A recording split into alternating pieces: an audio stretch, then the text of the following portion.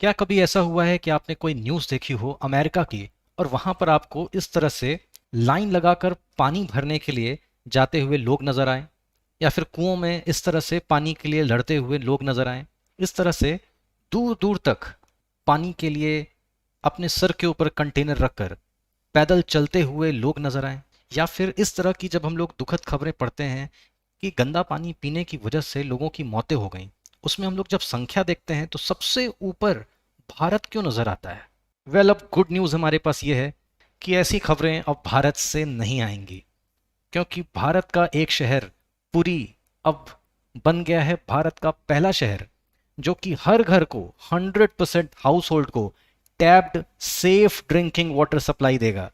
यानी कि आप सोच रहे हैं कितनी बड़ी बात है, किसी को भी आरओ वाटर बॉटल्स खरीदने की ज़रूरत नहीं होंगी, अपने घर में आरओ मशीन्स लगाने की ज़रूरत नहीं होंगी। आजकल जो नए यूवी वाटर फिल्टर्स या फिर दूसरे तरह के वाटर फिल्टर्स घर में लगाए जाते हैं उनको भी लगाने की ज़रूरत नहीं होगी, सीधा नल खोला और साफ पानी। और ऐसा करते ही ये पूरी दुनिया के उन बड़े देशों लंदन, न्यूयॉर्क और सिंगापुर, इन सब शहरों के कैटेगरी में शामिल हो गया है, जो कि अब पूरी तरह से ड्रिंकिंग वाटर बॉटल्स से फ्री है। So hello everyone and welcome to Vaid ICS. मेरा नाम है प्रशांत और आज के वीडियो में हम लोग इसी विषय पर चर्चा करेंगे। Thousands have lived without love, not one without water. हजारों लोगों ने प्रेम के बिना जीवन जिया है, परंतु जल के बिना एक ने भी नहीं। We forget that water cycle and the life cycle are one. हम भूल जाते हैं कि जल चक्र एवं जीवन चक्र एक ही है। वो जल जो इतना महत्वपूर्ण है उसको हम लोगों ने कुछ मुद्दों में समेट कर रख दिया है। देखिए, पानी से रिलेटेड जब भी कोई खबर आती है तो हमारे पास में इन्हीं दोनों से संबंधित कुछ आती है। या तो हम लोगों को अक्सर ये सुनने को मिलता है कि पानी की कितनी कमी हो गई है, वाटर स्ट्रेस है, स्कार्सिटी आ रही है। कि अभी हम लोगों ने सुना कि चेन्नई में पानी की कमी हो गई, कभी सुना कि शिमला में कमी हो गई, कभी सुना कि बेंगलुरु में हो गई, कभी जयपुर में हो गई। दुनिया भर से भी ऐसी खबरें आती हैं।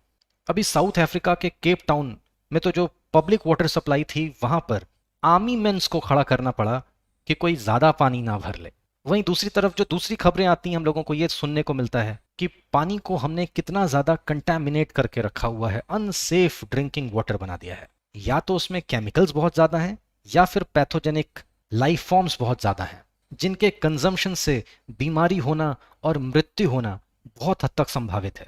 देखिए, वैसे तो हम बोलते हैं कि पृथ्वी पर 71% तो वाटर है, तो ऐसे में पानी की इतनी कमी कैसे हो रही है? देखिए, वो इसलिए क्योंकि अगर आप अर्थ पर वाटर डिस्ट्रीब्यूशन देखें तो आपको समझ में आएगा कि 96.5% ऑफ द वाटर ये तो ओशंस में ही है, जो कि पूरा सैलाइन है।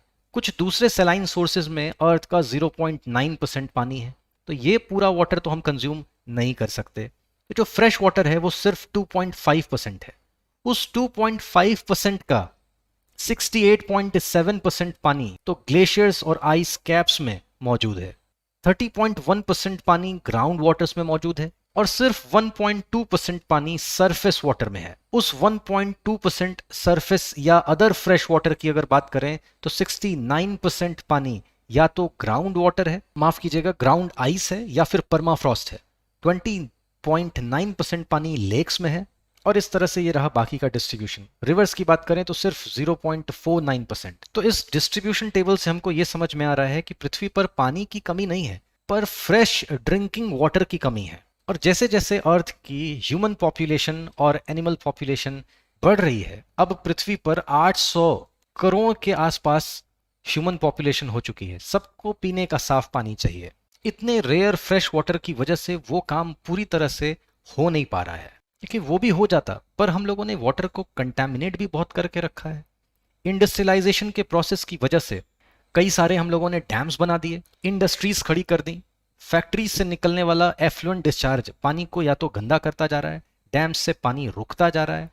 डिफॉरेस्टेशन की वजह से वाटर रिचार्ज नहीं हो पा रहा और ग्लोबल वार्मिंग की वजह से बड़े पैमाने पर ग्लेशियर्स मेल्ट कर रहे हैं, जिससे पहले तो फ्लड और बाद में ड्राउट आ जाता है। आपको देखने को आमतौर पर ऐसी तस्वीरें भारत में मिल जाएंगी।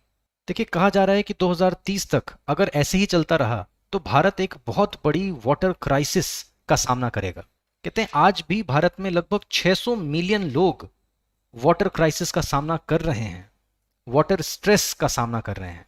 भारत की 54% जनता extremely high water stress condition में अपना जीवन यापन कर रही है। और फिर दूसरी प्रॉब्लम आती है वाटर कंटेमिनेशन की और उससे होने वाली डेथ्स की। देखिए, unsafe drinking water, water contamination की वजह से इस तरह की कितनी सारी डिजीजेज होती हैं। Cholera, botulism, diarrhoea, leptospirosis, typhoid, giardia. कहते हैं औसतन भारत में हर 4 घंटे में एक वाटर पोल्यूशन डिजीज होती है, डिजीज से डेथ होती है। और जितने लोग अनसेफ वाटर पी रहे हैं उनकी संख्या भी सबसे ज्यादा भारत में ही है। तो इस तरह से पानी को लेकर भारत की जब भी कोई खबर आती है तो हमारे पास सिर्फ बैड न्यूज ही सुनने को मिलती है। पर फाइनली अब है हमारे पास में एक गुड न्यूज, और वो ये कि पुरी अब भारत का पहला शहर बन गया है जहां पर 24 hours high quality drinking water directly tap से मिल सकता है। देखिए, उड़ीसा गवर्नमेंट ने इसके लिए एक स्कीम शुरू की जिसका नाम है ड्रिंक फ्रॉम टैप प्रोजेक्ट। और इस प्रोजेक्ट को अनाउंस करते समय चीफ मिनिस्टर ने कहा, Puri has become the first city in the country to implement a project of this kind. It has enabled the people of Puri to collect quality drinking water directly from the tap. Henceforth, the people need not have to store or filter drinking water. देखिए, इस project को Sujal drink from tap mission भी कहा जा रहा है। And it is very highly likely कि exam में आपसे एक क्वेश्चन पूछा जाए कि सुजल परियोजना किस राज्य की है। इस स्कीम के लॉन्च होते ही अब पूरी दुनिया की जो वर्ल्ड क्लास सिटीज हैं, लंदन, न्यूयॉर्क, सिंगापुर, अब इनकी लीग का शहर बन गया है। इस प्रोजेक्ट से पुरी के लगभग 2.5 लाख सिटीजन्स और 2 करोड़ से ज्यादा जो टूरिस्ट वहां पर आते हैं उनको फायदा मिलेगा।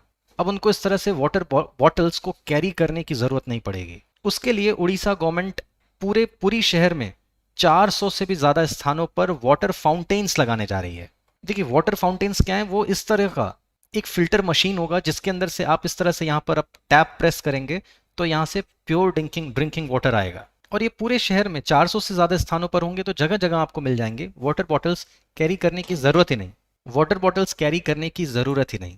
वाटर बॉटल्स अगर नहीं होंगी तो एक बड़ी संख्या में प्लास्टिक पोल्यूशन को कम करने में भी हेल्प मिलेगी। देखिए, भारत ने वैसे भी प्लेज कर रखा है कि हम सिंगल यूज प्लास्टिक्स को बैन करेंगे, तो इस तरह की जो परियोजनाएं हैं वो हमारे उस प्लेज को पूरा करने में बड़ी हेल्प करने वाली हैं।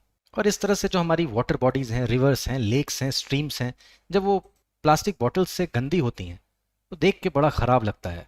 और साथ ही साथ इसके चारों तरफ फिर पैथोजेंस का डेवलपमेंट होता है। ऐसा कंटेमिनेटेड वाटर जब लोग पीते हैं तो फिर बीमारियां फैलती हैं और इससे मरीन इकोसिस्टम को भी बड़ा नुकसान होता है। देखिए, उड़ीसा के जो अर्बन डेवलपमेंट मिनिस्टर है मिस्टर प्रताप जेना, उनका कहना है कि ऐसे ही सिमिलर प्रोजेक्ट्स उड़ीसा के 16 और अर्बन सेंटर्स में चलाए जा रहे हैं। सुजल मिशन की अगर बात करें तो ये जो प्रोजेक्ट है ये पिछले साल 14 अक्टूबर 2020 को ही अनाउंस कर दिया गया था, Sujal drink from tap mission, जिसके तहत ये कहा गया था कि 15 टाउन्स में 15 लाख से भी ज़्यादा लोगों को पाइप्ड सेफ वाटर सप्लाई दी जाएगी।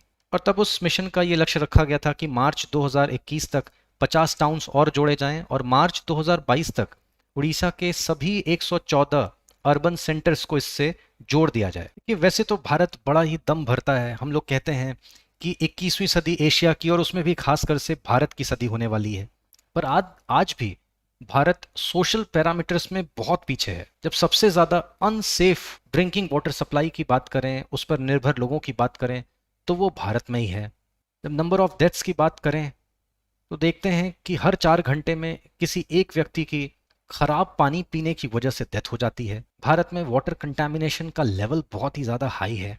तो ऐसे मिशन से हम अपने सोशल पैरामीटर्स को इम्प्रूव कर सकते हैं बड़े पैमाने पर। देखिए, सोशल पैरामीटर्स इम्प्रूव होंगे, लोगों की क्वालिटी ऑफ लाइफ इम्प्रूव होगी, तो हमारी ये जो ह्यूज पॉपुलेशन है, जो अभी हमारा डेमोग्राफिक डिविडेंड मिला हुआ है, उसका हम एडवांटेज ले पाएंगे और ये फिर डेमोग्राफिक एडवांटेज बन सकता है। अभी हमारे पास में ह्यूमन पॉपुलेशन है, अभी हम उसको ह्यूमन कैपिटल में कन्वर्ट कर सकते हैं। ये भारत में एक फेडरल स्ट्रक्चर है, कहा जाता है कि भारत में कोऑपरेटिव फेडरलिज्म होना चाहिए।